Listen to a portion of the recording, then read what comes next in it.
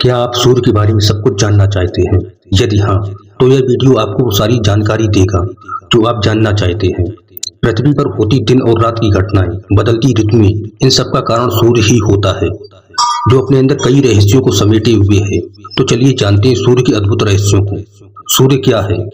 यह एक सबसे ज्यादा पूछा जाने वाला सवाल है, जिसका जवाब भी एकदम सरल है। ब्रह्मांड में रह रहे अरबों तारों की तरह सूर्य भी एक तारा है, जो हाइड्रोजन और हीलियम से मिलकर बना हुआ एक विशाल गैस का पिंड है। सौर मंडल का 99.8% द्रव्यमान इस अकेले के पास है। इसके केंद्र में 100 अरब टन के समान डायनामाइट के धमाके होते हैं और विशाल ऊर्जा उत्पन्न होती है, जिससे सौर मंडल में रह रहे ग्रहों को ऊर्जा मिलती है। इससे हम अंदाजा लगा सकते हैं कि यह सौर मंडल के लिए कितना महत्वपूर्ण है। चलिए अब जानते हैं इसके नाम का अर्थ। सन शब्द का हिंदी अर्थ सूर्य होता है, जो लैटिन भाषा के सोल शब्द से आया है, जिसका उपयोग सूर्य से जुड़ी सारी वस्तुओं को दर्शाने के लिए होता है।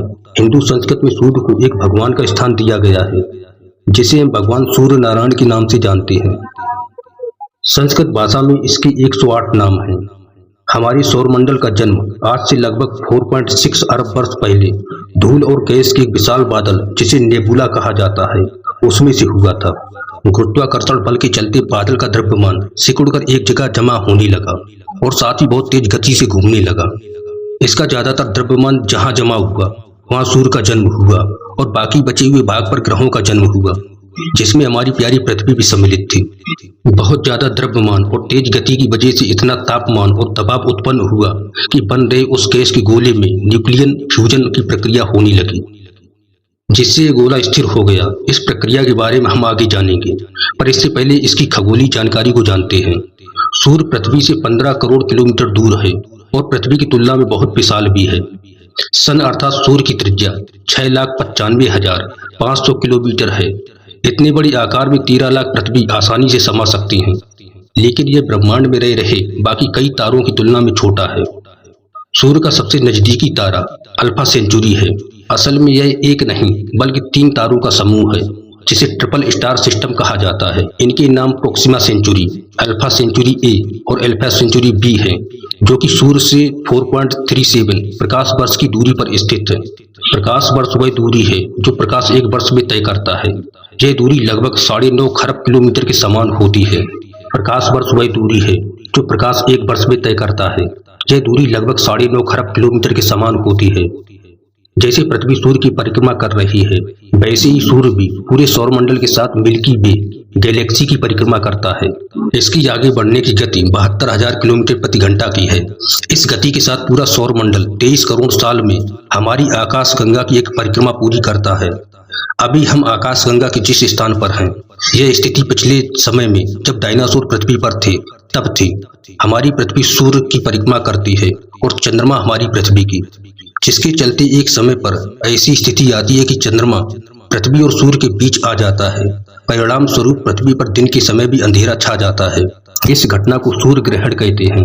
चंद्रमा पृथ्वी से बहुत छोटा होने की वजह से पृथ्वी के कुछ ही हिस्सों पर अंधेरा छाता है, पर कई बार ऐसी स्थिति बनती है कि यह संपूर्ण पृथ्वी को ढक देता है, जिसे फुल सोलर एक्लिप्स कहा जाता है। लेकिन ऐसी परिस्थिति 360 सालों में एक बार ही देखने को मिलती है, जब सूर्य ग्रहण के समय चंद्रमा सूर्य के भाग को ढक देता है। तब हम उसके आसपास के वायुमंडल को देख सकते हैं। आपने देखा होगा कि सूर्य ग्रहण के समय उसके आसपास एक लाल या पीले रंग की रिंग बनी होती है। इसे कोरोना कहते हैं।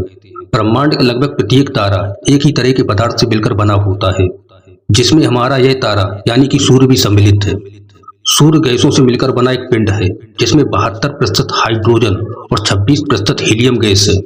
लेकिन इसके साथ दूसरे कुछ तत्व भी शामिल हैं, जैसे कि नाइट्रोजन, ऑक्सीजन और आर्यन। सूर्य की संरचना 6 भागों से मिलकर हुई है। सूर्य के केंद्र में स्थित कोर का संपूर्ण भाग सूर्य का सिर्फ 2% है, लेकिन यह सूर्य का लगभग आधा द्रव्यमान संभाले हुए है। सूर्य के केंद्र का तापमान 150 लाख डिग्री सेल्सियस होता है। इतने उच्च तापमान पर न्यूक्लियर फ्यूजन अर्थात नाभिकीय संलयन की प्रक्रिया होती है। इस प्रक्रिया में हाइड्रोजन परमाणु मिलकर हीलियम परमाणु की संरचना करते हैं, जिससे आश्चर्यजनक मात्रा में ऊर्जा उत्पन्न होती है। यह ऊर्जा पहले रेडिएटिव जोन में आती है और फिर बाद में कॉन्वेक्टिव जोन में आती है, जिसमें लगभग 1,70,000 वर्षों का समय लग जाता है। सूर्य की सतह, जिसे फोटोस्फीयर कहा जाता है, यह 500 किलोमीटर मोटी होती है। असल में ये कोई ठोस सतह नहीं बल्कि गैस का एक स्तर है। यहाँ का तापमान 5500 डिग्री सेल्सियस होता है।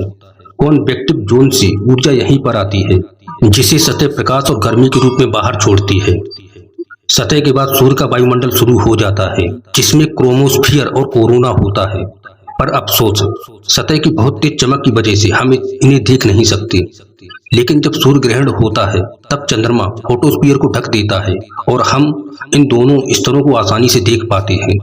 चलिए अब आपको इसके एक खास रहस्य के बारे में बताता हूँ। सतह से ऊपर की तरफ जाते ही तापमान बढ़ने लगता है। जहाँ सतह सिर्फ 5500 डिग्री सेल्सियस तक गर्म होती है, वहाँ कोरोना 20 लाख डिग्री सेल्सियस तक गर्म होता है। यह क्यों होता है और इसके तापमान का स्रोत क्या है, वो अभी भी पिछले 50 सालों से वैज्ञानिकों के लिए रहस्य है, जिसे आप खुद नासा की वेबसाइट पर जाकर देख सकते हो। सूर्य का चुंबकीय क्षेत्र बहुत ही जटिल है। यह पृथ्वी से मात्र दुगुना ही शक्तिशाली है, लेकिन कुछ क्षेत्रों में यह बढ़कर 3000 गुना हो जाता है। जिसका कारण यह है कि उच्च अक्षांशों की तुलना में सूर्य भूमध्य रेखा पर बहुत तेज गति से घूमता है। इसी वजह से इस पर विस्फोटक घटनाएं होती हैं, जिनमें फ्लेयर्स और कोरोनल मास इजेक्शन शामिल हैं।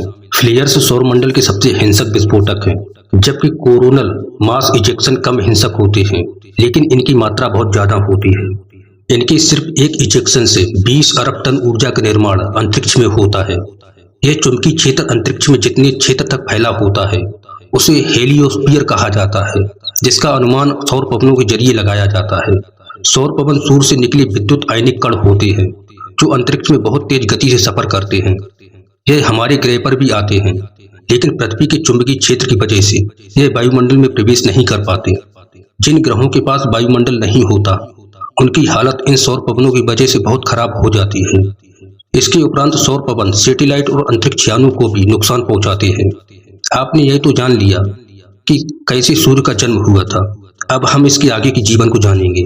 वर्तमान में सूर्य अंतरिक्ष के मेन सीक्वेंस स्टार में है, जहां उसने अपना आधा जीवन बिता दिया है, लेकिन यह अभी भी 6 अरब साल और जिएगा।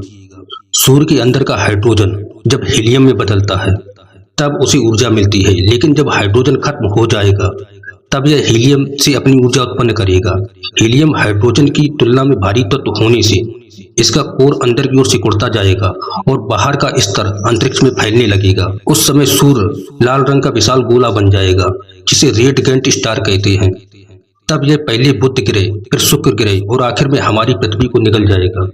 रेड गैंट स्टार अर्थात लाल विशाल तारा के बाद इसका बाहरी स्तर अंतरिक्ष में विलीन हो जाएगा और पीछे छूट जाएगी सिर्फ सफेद कोर, जो बहुत तेज गति से घूमती है। तारे की इस अवस्था को व्हाइट ड्वार्फ स्टार कहते हैं। यह धीरे धीरे अपनी ऊर्जा खोता रहेगा और आखिर में ब्लैक ड्वार्फ स्टार में बदल जाएगा, जो ब्रह्मांड में अरबों नहीं बल्कि खरबों वर्षों तक जीते हैं। हमारा सूर्य वो तारा है जिसके आसपास ग्रह घूमते हैं। इसे प्लेनेटरी सिस्टम कहा जाता है। सूर्य के आसपास कुल 8 ग्रह परिक्रमा करते हैं। इसके अतिरिक्त बौने ग्रह, क्षुद्र ग्रह और धूमकेतु भी इसकी परिक्रमा करते हैं। सूर्य का सबसे नजदीकी ग्रह बुध है और सबसे दूरस्थ ग्रह वरुण। पृथ्वी अपनी धुरी पर घूमती है। जब यह सूर्य के सामने होती है तब दिन होता है और जब विपरीत दिशा में हो तब रात होती है। जब कोई ग्रह सूर्य की एक परिक्रमा पूरी करता है तब उसे वहां का एक साल कहा जाता है। बुध ग्रह को एक परिक्रमा पूरी करने में 88 दिन ही लगते हैं, वहीं हमारी पृथ्वी को 365 दिन। तो अरुण ग्रह के लिए यह समय पृथ्वी के 84 साल के समान है। सूर्य के अभ्यास के लिए साल 1962 से 1971 के बीच अमेरिका ने परिक्रमा और वेधशाला श्रृंखला को अंजाम दिया था, जिसमें 8 यानों को पृथ्वी की कक्षा में भेजा गया था। साल 2004 के मिशन जेनेसिस द्वारा सौर पवनों के नमूनों को पृथ्वी पर अभ्यास के लिए लाया गया था। फिर साल 2006 में 2 स्पेसक्राफ्ट की मदद से सूर्य की पहली 3D तस्वीर भी ली गई थी। अब तक का सबसे महत्वपूर्ण मिशन सोलर एंड हेलियोस्फेरिक ऑब्जर्वेटरी है, जिसने अंतरिक्ष में 25 साल पूरे किए हैं। इसे खास तौर पर सौर पवन और उसकी संरचना को समझने के लिए ही बनाया गया था, जिसकी उसने कई महत्वपूर्ण जानकारी भी दी है। अभी के समय 2 शक्तिशाली मिशन नासा का पार्कर सोलर प्रोब और ईसा नासा का सोलर ऑर्बिटर सूर्य की सबसे नजदीकी अंतर से परिक्रमा कर रहे हैं। जब पार्कर सोलर प्रोब सबसे करीब होता है तब यह कोरोना स्तर के अंदर पहुंच जाता है, जहां यह सूर्य से मात्र 65 लाख किलोमीटर की दूरी पर रहकर इसका अभ्यास करता है। इस अभ्यास से वैज्ञानिक ये जानने की कोशिश कर रहे हैं कि कैसे सूर्य से ऊर्जा का वहन होता है और कैसे सौर कण तेज गति से गतिमान रहते हैं। दूसरी ओर सोलर ऑर्बिटर के अंदर हाईटेक कैमरा लगे हैं जो सबसे नजदीकी अंतर से सूर्य की तस्वीर लेते हैं। यह पार्कर सोलर प्रोब ज्यादा नजदीक नहीं जा सकता क्योंकि उतनी नजदीकी से तस्वीरें लेना संभव नहीं है। इसी वजह से यह 4 करोड़ 30 लाख किलोमीटर दूर रहकर अभ्यास करता है। जब यह यान अपना अभ्यास पूरा कर लेगा तब इसे सूर्य के ध्रुव पर केंद्रित किया जाएगा। भविष्य के मिशन की बात करें तो भारत सूर्य पर अपना पहला मिशन करेगा जिसे आदित्य L1 नाम दिया गया है।